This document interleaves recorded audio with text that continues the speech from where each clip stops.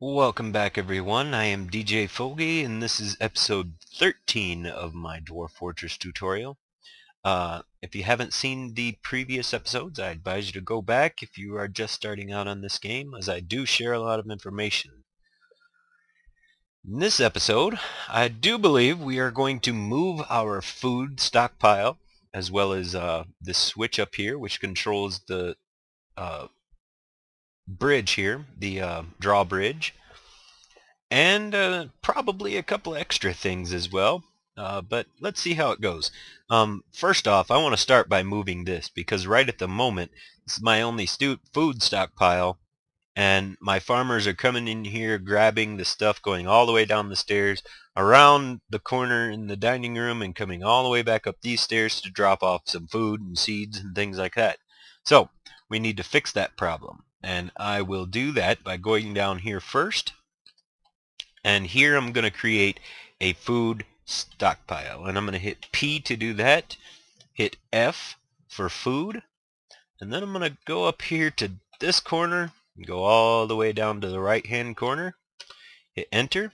Now it does cover up those stairs right there, which I don't want to do, so I'm going to hit X to remove a stockpile, and I'm just going to clear that little area right there so the stairs are always visible and things like that.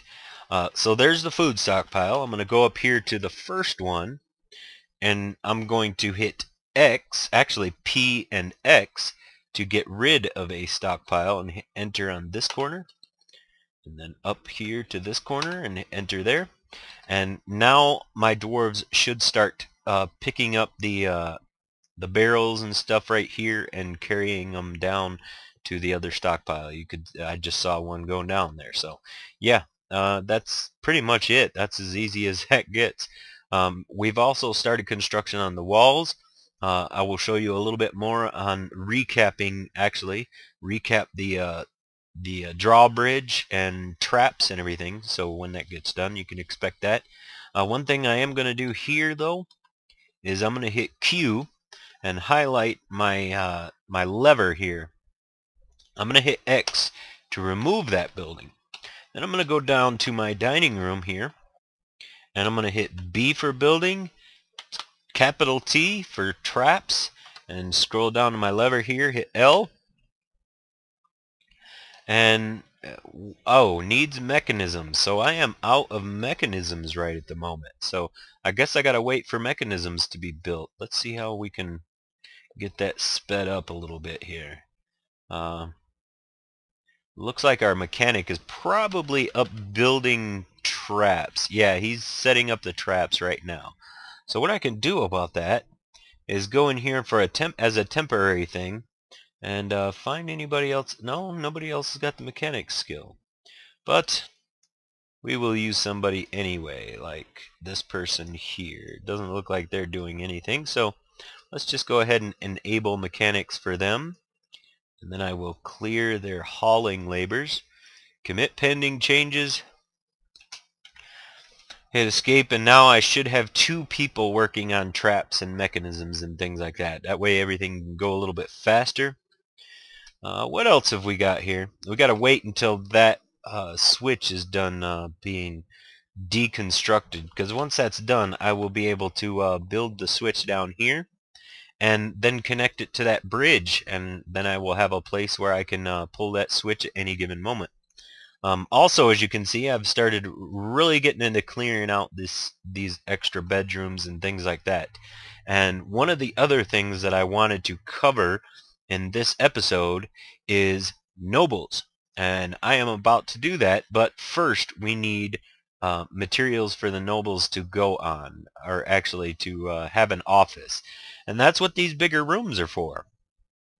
Now, whenever you create certain types of nobles, I'm going to hit the N button to get to the noble screen.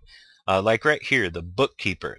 If I go down here and assign a bookkeeper, and I do believe I have one with the skill. Let's just go ahead and check in Dwarf Therapist here. We need our, let's see,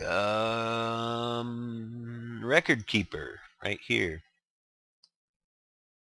And it doesn't look like we have anybody with the record-keeping skill. Now we can make somebody. We can just make somebody our record keeper. And I'm just going to hit enter. And as you can see right here, it says required. Now, you can hit settings, S for settings, and this is going to tell you how accurate your count is. And I usually keep it at the highest precision because it's just more efficient. But what it means by require here, if I hit enter, it's going to say no office, needs meager office, and meager quarters. I already got a meager quarters, so I'm set on that. I need to create an office, and what an office entails is like a container, like a treasure chest, a table, a chair, a bed. Sometimes they'll require statues. Sometimes they might require weapon racks. Sometimes they might require a bunch of different things for them to be happy or have the things they need for their job. And right now I don't have any of that stuff, but you do know how to assign a noble. And once you have that stuff built, you place it in the room here, and you assign every single thing in that room to that person, that noble. And then they'll be able to perform their job. And a record keeper is important, believe it or not. If I hit Z, you will see the counts of everything that I have. And if you look right here, it says plant 50 question mark, seeds 200 question mark, drink 100 question mark. That question mark is because they don't know exactly how much they have. Now usually when there's, you can see right here, this number is 5. It's an exact number. It's because it's below 10. And the dwarves can pretty much count to 10. So they can keep track of how many fish we have because there's less than 10. When there's more than that, though, the dwarves have trouble keeping track of everything and figuring out how much they have. So you need a bookkeeper to keep track of those counts. And then you will have an accurate count of everything in the fortress. Like up here you see animals, kitchen, stone, and stocks. If I go over here to stocks, you'll see a bunch of those question mark numbers, and it keeps track of everything, how much meat and fish and raw fish and eggs and plants and prepared meals and etc., etc. It goes on. The list goes on and on. But all these counts have question marks except for the ones that are lower than 10. And what that means is, like I said, they cannot keep an accurate count of what we have. So what we need to do is assign a bookkeeper, and he will keep track of that, and we'll get more accurate numbers.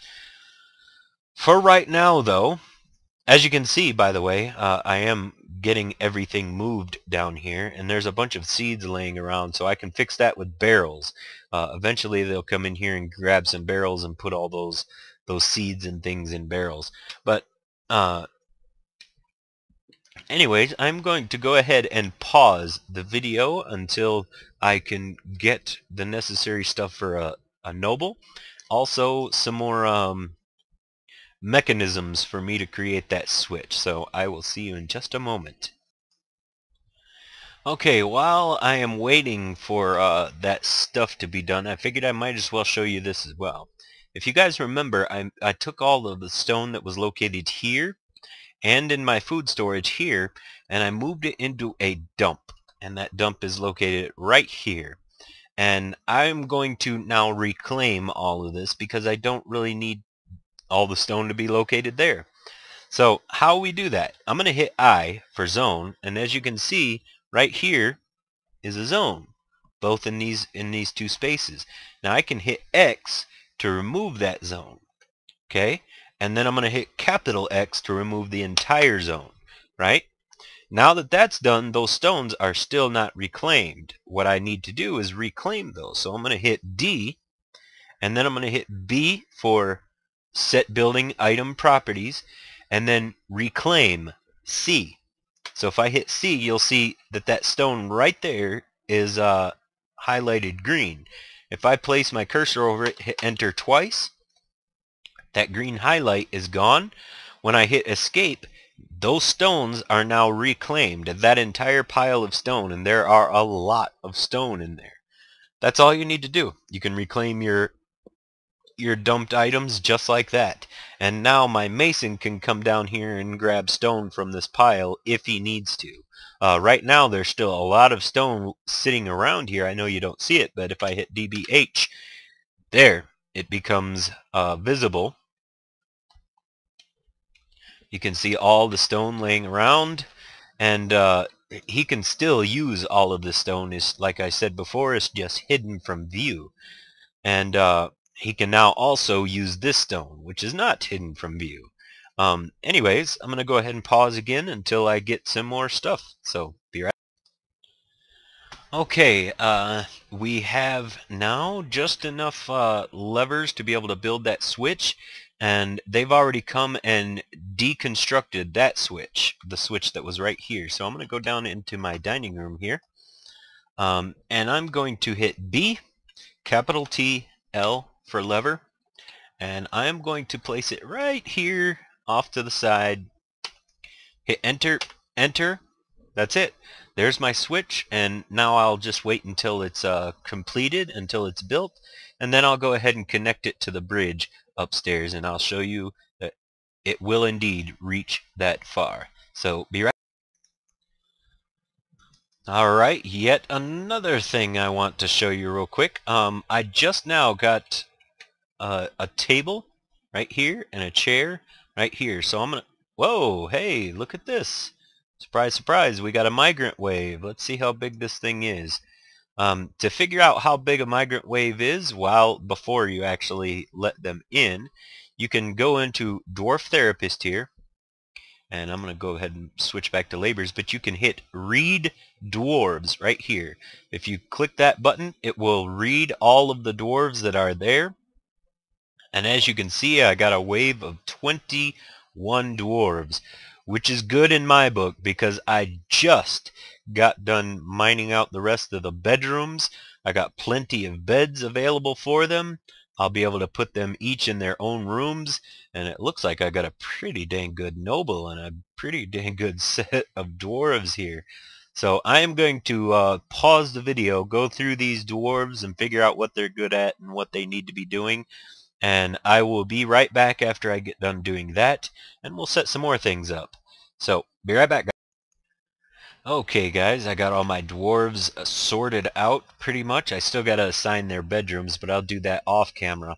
Right now, what I'm going to do is set up my dining room. So I'm going to hit B and T for table, and I'm going to set this table right here for now. Oh, I actually got two of them, so let's go ahead and place both of them, and then I'm going to hit C for chair or throne, and I'm going to place that one right there and hit escape. Now we'll let the dwarves place it there, and then I'll show you again how to create a dining room, and this time it's going to cover this entire area. So I will be right back. Okay, we got our tables and our chair in place, and I'm going to go ahead and show you that, as well as I'm going to hook up this switch to the bridge. So let's go ahead and get this set up.